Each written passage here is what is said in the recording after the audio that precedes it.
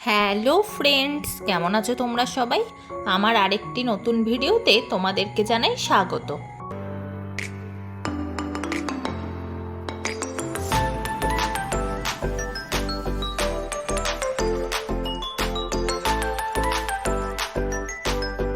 আজকে তোমাদের সামনে সুন্দরবনের তৃতীয় দিনের ভিডিও নিয়ে হাজির হলাম।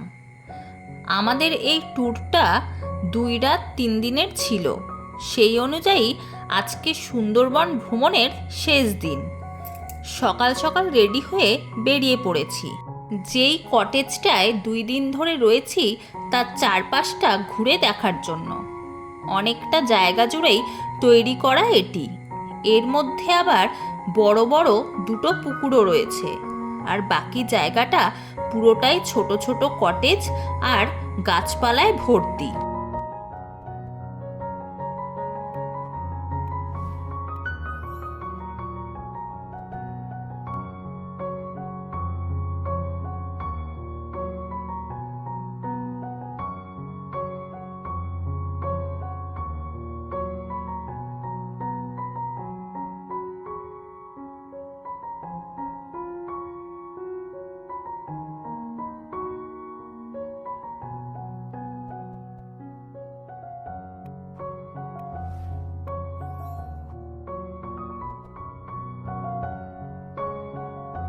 পুরো কটেজটা ঘুরে আমরা এখন চলে এলাম নদীর পাড়ে। সকাল সকাল এই ঠান্ডা পরিবেশটা এত ভালো লাগছিল যে কি বলবো। চারিদিকে কোনো কোলাহল নেই, বেশ একটা শান্ত পরিবেশ। তারপর আমি আর তোমাদের দাদাভাই মিলে বেরিয়ে পড়লাম গ্রামের চারপাশটা ঘুরে দেখার জন্য। বরাবরই গ্রাম আমার খুব পছন্দের জায়গা। ঘুরতে ঘুরতে ছোটবেলার কথা মনে পড়ছে।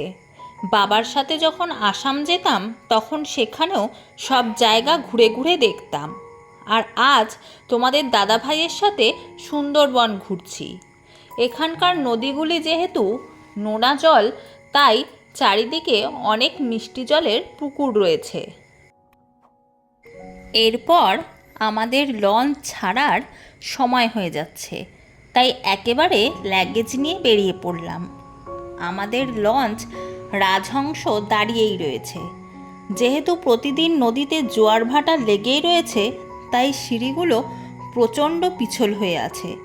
একটু অসাবধানতা হলেই বিপদ।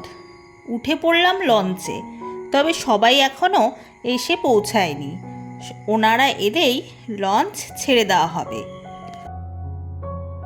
আমাদের এই যাত্রায় কিছু বয়স্ক মানুষ ছিলেন। ওনারা চলে আসার পর লঞ্চ ছেড়ে দিল।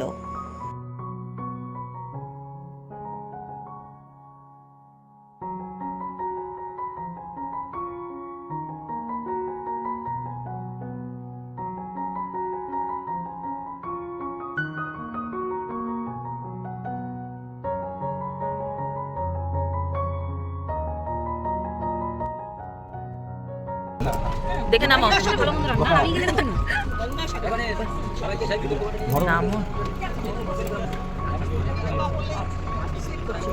কেনাকাটার জন্য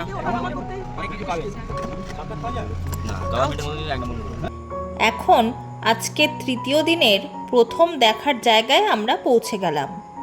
এটা মূলত বিরাট বড় একটি বাজার। সুন্দরবন থেকে যদি কেউ কিছু কিনতে চায়, তাই এইখানে প্রচুর দোকান রয়েছে কেনাকাটা করার জন্য। আমরা প্রথমে সবাই মিলে একটা করে ডাব খেয়ে নিলাম। এরপর দোকানগুলো ঘুরতে ঘুরতে একটা নতুন জিনিস দেখলাম, যেটা আগে আমরা কখনো দেখিনি। সেটা হলো বাক্স বাদাম। এখান থেকে কয়েকটা বাক্স বাদাম কিনলাম, আর কাকিমা একটা বাদামের খোল ছাড়িয়ে দিল। বাদামগুলো কিন্তু খেতে বেশ ভালোই লাগলো। এরপর সুন্দরবনে এসেছি, আর এখান থেকে মধু কিনবো না তা কি করে হয়? তবে যে কোনো দোকান থেকে কেনা যাবে না, তাই আমরা একটি সরকারি দোকান থেকে কিনে নিলাম। মধু ছাড়াও এই দোকানটিতে ছিল বিভিন্ন ধরনের ব্যাগ ও জামা কাপড়, তাই এখান থেকে সুন্দরবনের প্রিন্ট দেওয়া এই সুন্দর ব্যাগটা কিনে নিলাম। আর তার পাশেই ছিল আরেকটি দোকান, যেখানে বিভিন্ন ধরনের প্রচুর জিনিসপত্র ছিল, যেখান থেকে নিজের জন্য ও আত্মীয় স্বজনের জন্য কেনাকাটা করলাম।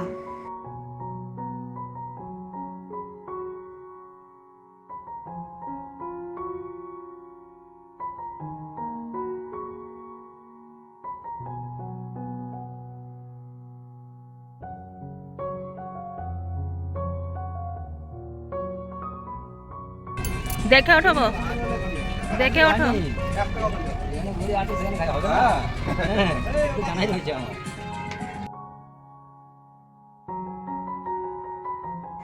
এরপর আমরা চলে এলাম লঞ্চে।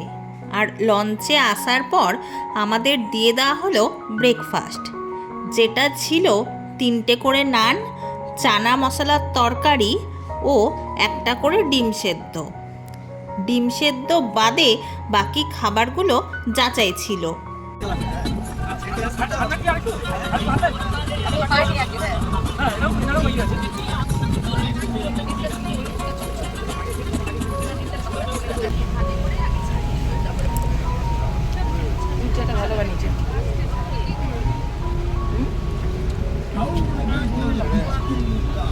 খাওয়া কমপ্লিট করে আমরা আমাদের পরবর্তী দর্শনীয় স্থানে পৌঁছে গেলাম লোকনাথ বাবার মন্দির দেখার জন্য। কিন্তু সেই মন্দিরে যাওয়ার পথে দেখা হলো এমন এক মানুষের সাথে, যার জীবনে ঘটেছিল বাঘের আক্রমণ। এরকম অনেক খবর আমরা টিভিতে বা খবরের কাগজে পড়লেও আজ সরাসরি জেনে নেব এই মানুষটির অভিজ্ঞতার কথা।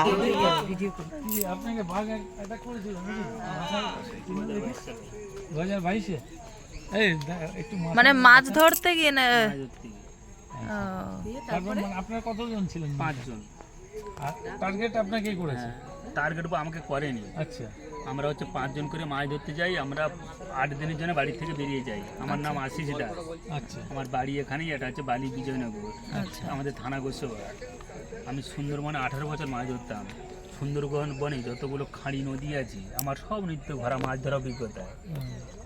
সুন্দরবনে কিন্তু সব দ্বীপেই বাঘ আছে, কম আর বেশি। সুন্দরবনে বাঘ আছে এখন শুনেছি, যেটা গণনায় পেয়েছে 117খানা বাঘ। তার মধ্যে নামকরণ করা আছে কিছু কিছু বাঘে। নানটু আছে, আয়লা আছে, বিগ বস, ছোটো মা। আগে ছিল সুন্দরী, কালের নিয়মে জন্ম মৃত্যু আছে, সুন্দরীকে দেখা যায় না। নানটু হচ্ছে ম্যানিটারি হয়ে গেছে, বন দপ্তর দিয়েছে ম্যানিটারি, মানুষ ধরে ধরে খায়। ও হরিণে পেনে ছড়তে পারে না। হরিণ লাফায় 21 হাত, বাঘ লাফায় 18 হাত। আর আমার 18 বছর অভিজ্ঞতা, আমাদের যে ডিঙি নৌকাতে বাঘ ওঠে আমি আজ পর্যন্ত কোনোদিন শুনিনি। আমরা 8 দিনের জন্য বেরিয়ে গেছি মাছ ধরতে, 5 জন করে যাই।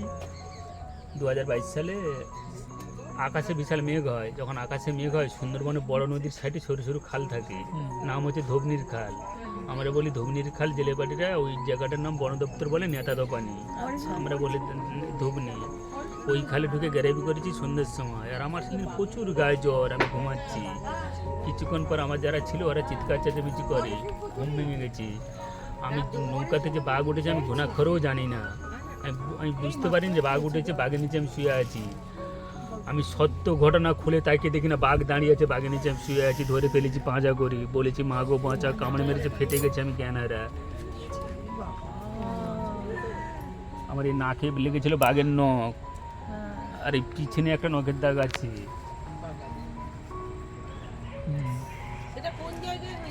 নেতাদো পানি ম্যাম, আমার বলি ধোবনি, নেতাদো পানি। ওই বাঘের নাম করণ করা আছে। আমি 8 মাস তো জ্ঞানারা ছিলাম, 8 মাস পরে শুনলাম ওই বাঘের নাম বন দপ্তরে দেওয়া আছে নান্টু বাঘ, ছেলে বাঘ।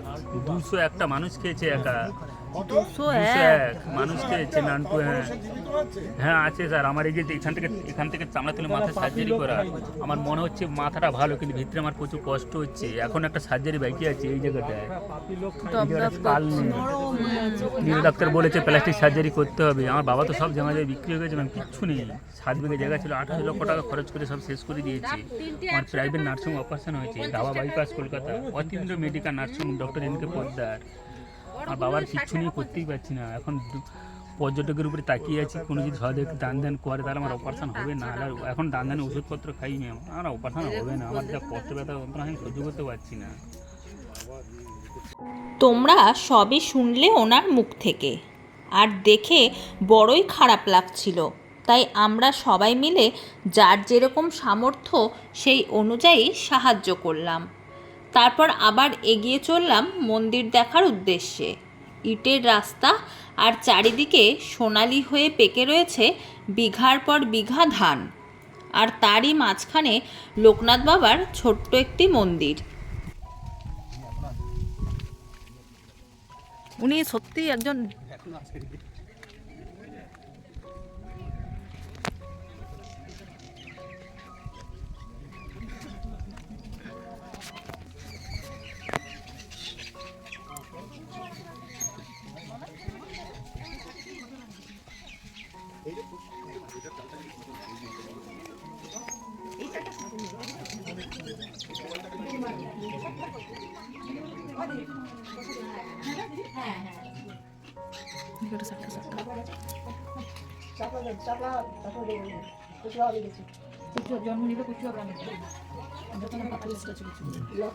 লোকনাথ বাবার জন্মস্থানে আমি নমস্কার করে এসেছি। বাবা নিজে কোনাই বাক্স বাবা একটা কোনাই বাক্স অনেক প্রসাদ না পিসি।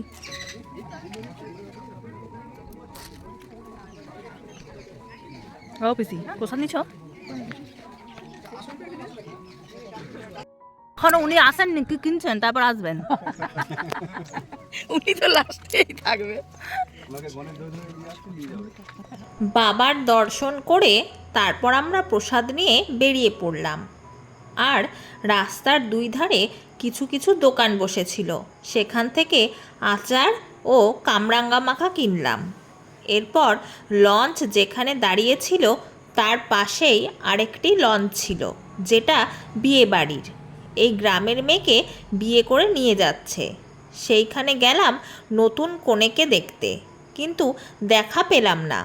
এরপর একসাথেই আমাদের লঞ্চ দুটো যাচ্ছিল, তাই ওদের লঞ্চের সাথে সাথে আমাদের লঞ্চেরও সবাই নাচতে শুরু করে দিয়েছে। সামনে সামনে যাও, সামনে যাও। নিচে নেমে না, এখানেই দাঁড়িয়ে।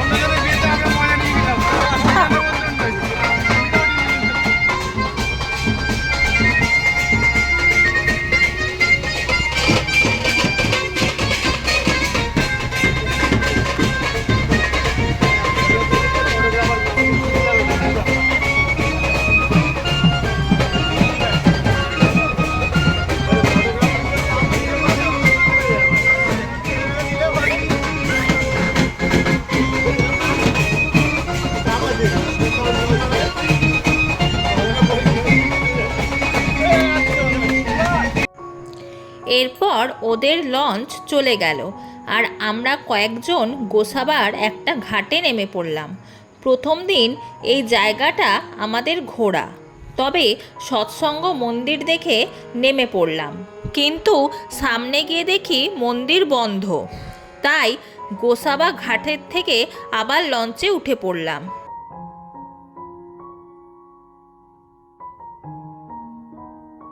লঞ্চে উঠে দুপুরের খাওয়ার সময় হয়ে গেল। আর প্রথমে এক ব্যাচ হয়ে যাওয়ার পর দ্বিতীয় ব্যাচে আমরা বসে পড়লাম।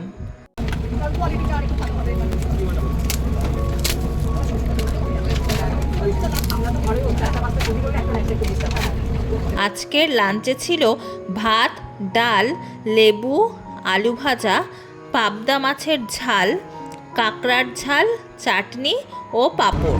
একদম রাখো রাখো তুমি রাখো তুমি রাখো তুমি